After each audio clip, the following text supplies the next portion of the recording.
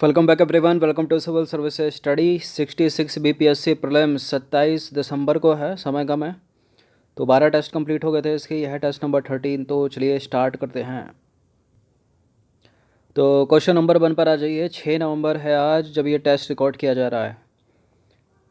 पहला question polity से है। संविधान का अनुच्छेद 72 राष्ट्रपति को क्षमादान की शक्ति प्रदान करता है। अब आपको बताना है कि राष्ट्रपति की क्षमादान करने की शक्ति कौन सी शक्ति है, किस प्रकार की शक्ति है। न्यायिक शक्ति, विधायी शक्ति, सलाहकारी शक्ति, कार्यकारी शक्ति। आर्टिकल 72 राष्ट्रपति को क्षमादान करने की शक्ति प्रदान करता है। ये राष्ट्रपति की न्यायिक शक्ति है। कौन सी? न्यायिक। तो देखिए, संविधान का अनुच्छेद 72 राष्ट्रपति को क्षमादान की शक्ति प्रदान करता है और यह राष्ट्रपति की न्यायिक शक्ति है। विधेयकों को पास करना जो है राष्ट्रपति की विधायी शक्ति के अंतर्गत आता है। और संविधान के अनुच्छेद 61 में राष्ट्रपति पर महाभियोग चलाया जाता है और यह संसद की एक अर्ध न्यायिक शक्ति है। ठीक है, अर्ध न्यायिक प्रक्रिया है। ठीक है।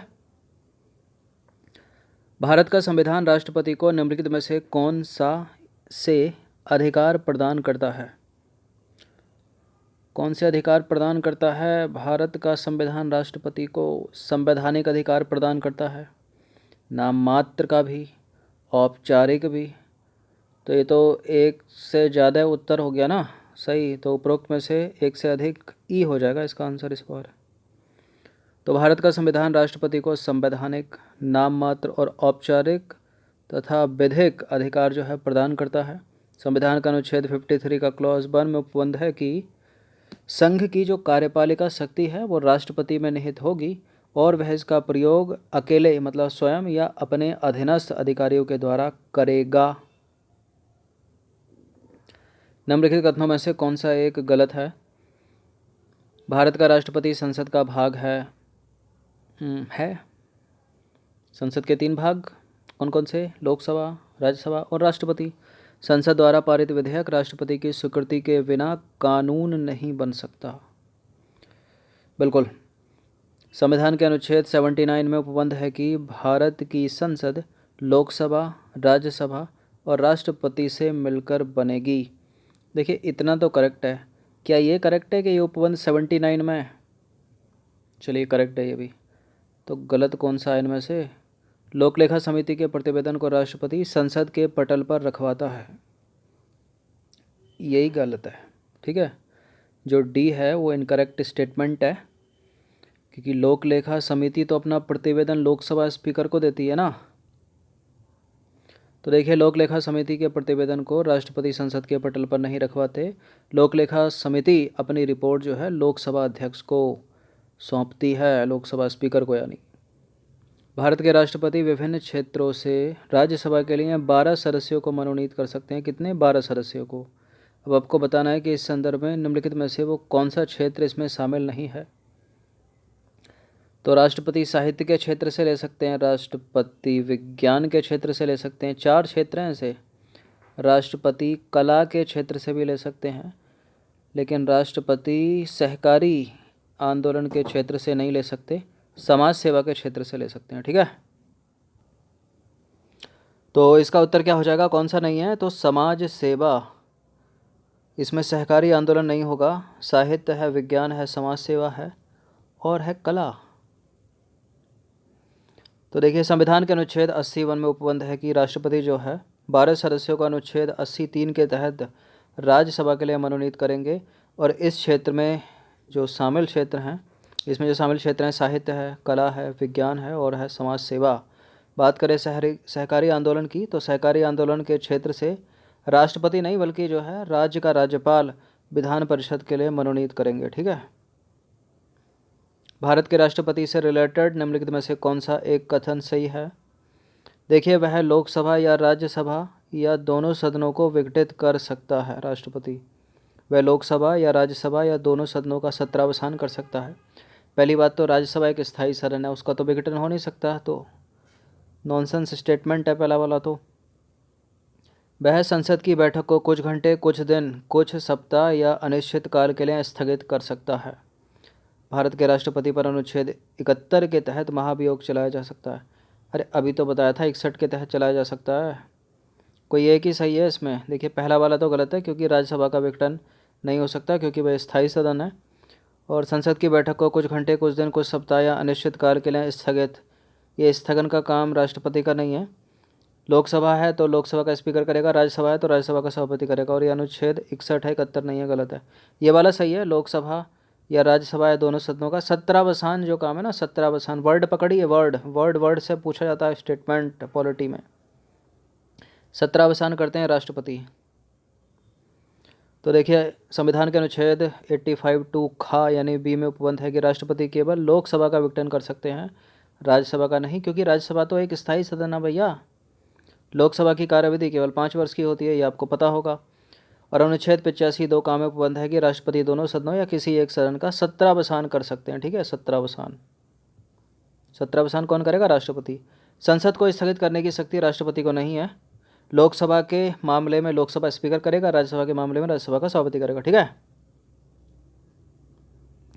क्वेश्चन नंबर 6 से हम ज्योग्राफी के प्रश्नों पर आएंगे। निम्नलिखित में से कौन सी विधि तीव्र ढालों पर मृदा अपरदन को रोकने के लिए सबसे उपयुक्त है? बताइए। तीव्र ढालों पर मृदा अपरदन को रोकने के लिए सबसे उपयुक्त विधि इसमें कौन सी है? वेदिका फार्म। कौन सी है? वेदिका फार्म, ऑप्शन नंबर सी। और पहाड़ों पे समोच्च रेखीय जुताई। तो देखिए तीव्र ढालों पर, तीव्र ढाल वाली सतह पर यदि वेदिका फार्म पद्धति के द्वारा कृषि की जाती है तो वहाँ मृदा का जो कटाव है, जो अपरदन होता है, वो कम होता है। गिद्धों के लुप्त होने का सबसे प्रमुख कारण कौन सा है? गिद्धों के लुप्त होने का सबसे प्रमुख कारण है डिक्लोफेनिक एस्प्रिन जैसी जो पीड़कनाशी दवाई है ना, जो पशुओं को, मवेशियों को खिलाई जाती है, फिर वो उनको खा के जो है इनकी किडनी फेल हो रही है, मर रहे हैं ये। तो देखिए गिद्ध जो है मृत जीव जंतुओं को खाने के कारण एक अपमार्जक हैं। ठीक है। और इन्हें पर्यावरण का एक महत्वपूर्ण शोधक समझा जाता है। लेकिन भारतीय उपमहाद्वीप में जिन पशुओं का उपचार डिक्लोफेनिक एस्प्रिन और इबुप्रोफेन जैसी पीड़कनाशी दवाओं से किया जाता है, तो गिद्धों द्वारा इनको खा लिया जाता है, क्योंकि गिद्ध तो अपमार्जक है ना, तो उनकी किडनी खराब हो रही है इन दवाइयों से और मरते जा रहे हैं। चलिए अगला प्रश्न देखते हैं।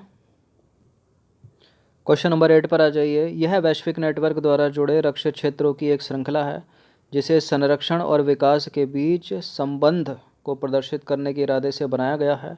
उपरोक्त विवरण किसको निरूपित करता है? बताइए। बायोस्फीयर रिजर्व को ऑप्शन नंबर बी है इसका आंसर। तो देखिए बायोस्फीयर रिजर्व वैश्विक नेटवर्क द्वारा जुड़े रक्षित क्षेत्रों की एक श्रृंखला है जिसे संरक्षण और विकास के बीच संबंध को प्रदर्शित करने के इरादे से बनाया गया है। वर्तमान और भविष्य की पीढ़ी के लिए एक या एक से अधिक पारितंत्रों की पारिस्थितिक एकता की रक्षा करने के लिए जो है निर्धारित किए गए प्राकृतिक क्षेत्र को कहते हैं राष्ट्रीय उद्यान। और ये क्या है? यह है बायोस्फीयर रिजर्व। क्वेश्चन नंबर 9 पर आ जाइए। साइट्स के संदर्भ में कौन सा एक गलत है?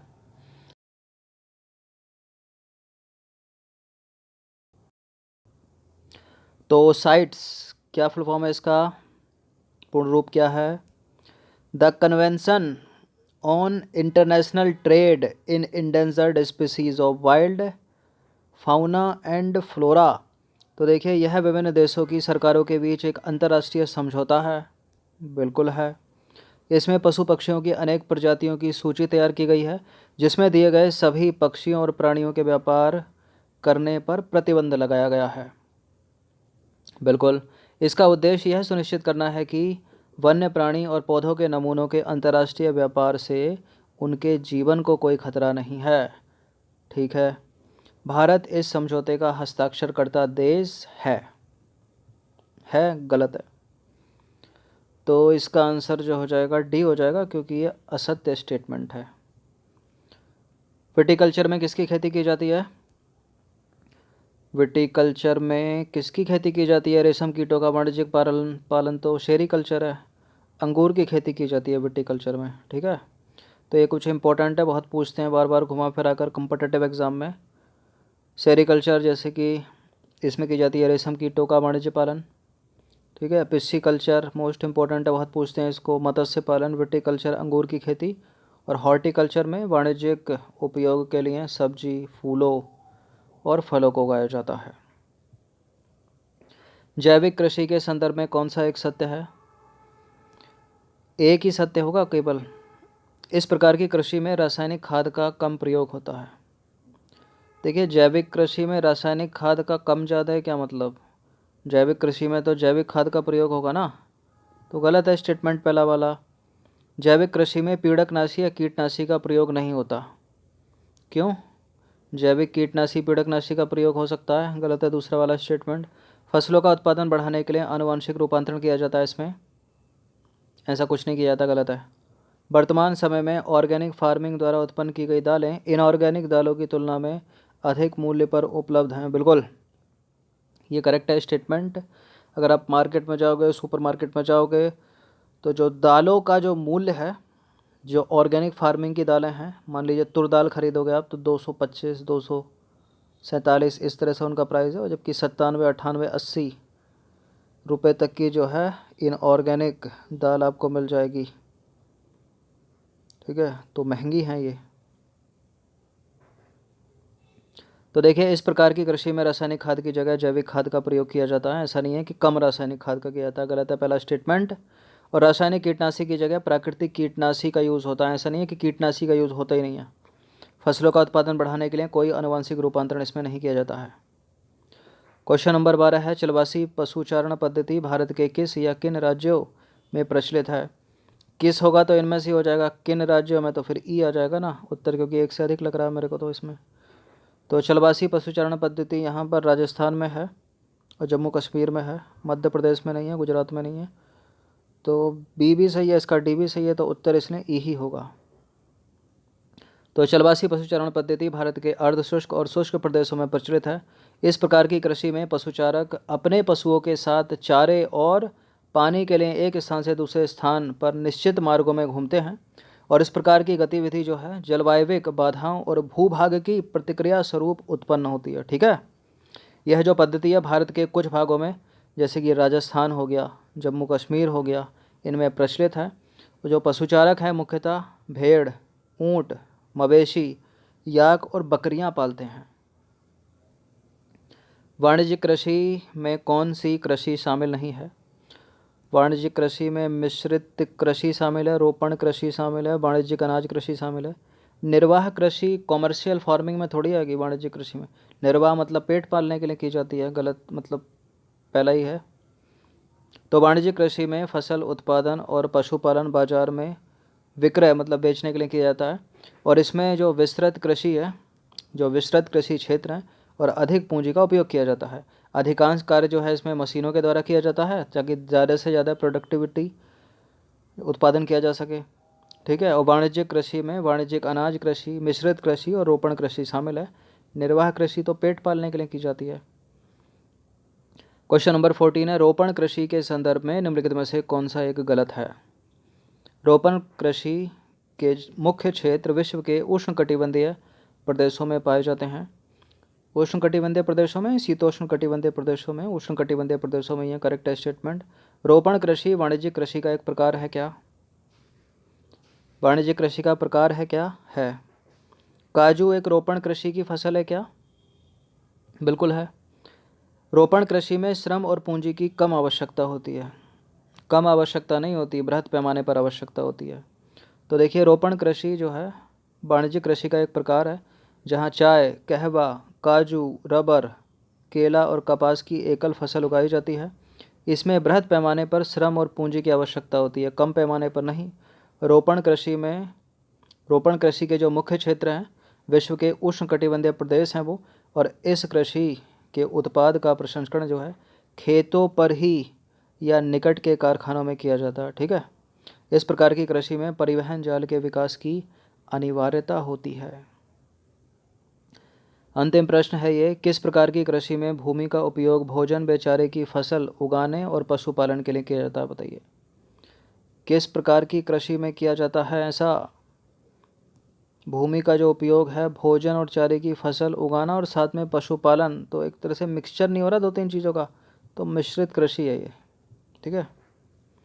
तो देखिए, मिश्रित कृषि में भूमि का उपयोग भोजन बेचारे की फसल उगाने, पशुपालन के लिए किया जाता है। ठीक है, भोजन चारे की फसल उगाने और पशुपालन के लिए किया जाता है। यह कृषि यूरोप में, पूर्वी संयुक्त राज्य अमेरिका में, अर्जेंटीना में, दक्षिण पूर्वी ऑस्ट्रेलिया, न्यूजीलैंड और दक्षिण अफ्रीका में प्रचलित है। ठीक है, तो ये कुछ इम्पोर्टेंट थे 5-5 के क्लोज में 15 प्रश्न। 27 दिसंबर को एग्ज़ाम है, समय कम है।